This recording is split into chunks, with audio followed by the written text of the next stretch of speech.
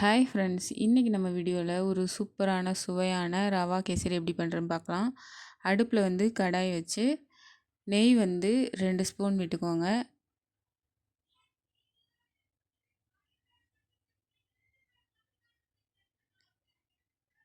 நெய் வந்து நல்லா ஹீட் ஆனதுக்கப்புறம் நம்ம எடுத்து வச்சுருக்க முந்திரி பழத்தை வந்து அதில் ஆட் பண்ணி நல்லா ஃப்ரை பண்ணி விட்டுக்கோங்க.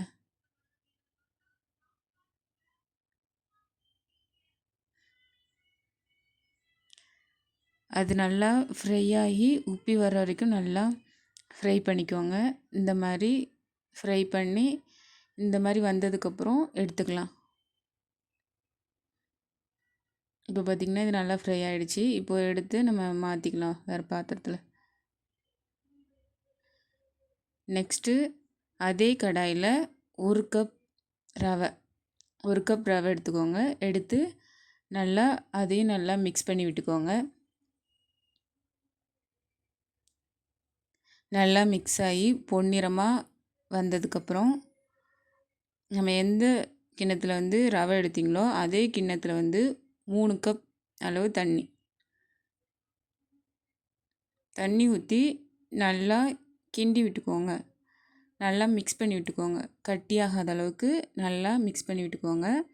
இப்போ பார்த்திங்கன்னா நல்லா வந்துருச்சு ரவை. அதுக்கப்புறம் நம்ம வந்து கேசரி பவுடர் வந்து கொஞ்சமாக தேவையான அளவு சேர்த்துக்கோங்க.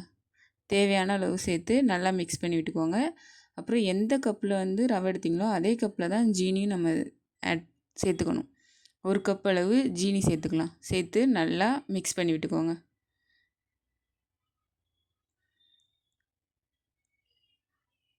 நல்லா மிக்ஸ் ஆகி இப்போ பார்த்திங்கன்னா நல்லா மிக்ஸ் ஆகி இந்த பதத்துக்கு வந்ததுக்கப்புறம் நம்ம வந்து வறுத்து வச்சுருக்க முந்திரி பழத்தை வந்து இதில் ஆட் பண்ணிக்கலாம்.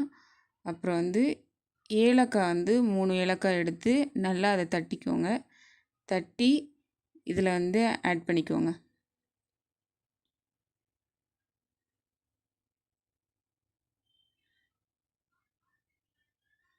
இப்போ பார்த்திங்கன்னா சூப்பரான சுவையான ரவா கேசரி 5 நிமிஷத்தில் ரெடி ஆகிட்டு. நீங்களும் வந்து கண்டிப்பாக வீட்டில் வந்து இந்த முறையில் ட்ரை பண்ணி பாருங்கள். ட்ரை பண்ணி பார்த்துட்டு எப்படி இருந்துச்சுன்னு கமெண்ட் பண்ணுங்கள். என்னோடய வீடியோ பிடிச்சிருந்துச்சின்னா லைக் பண்ணுங்கள்.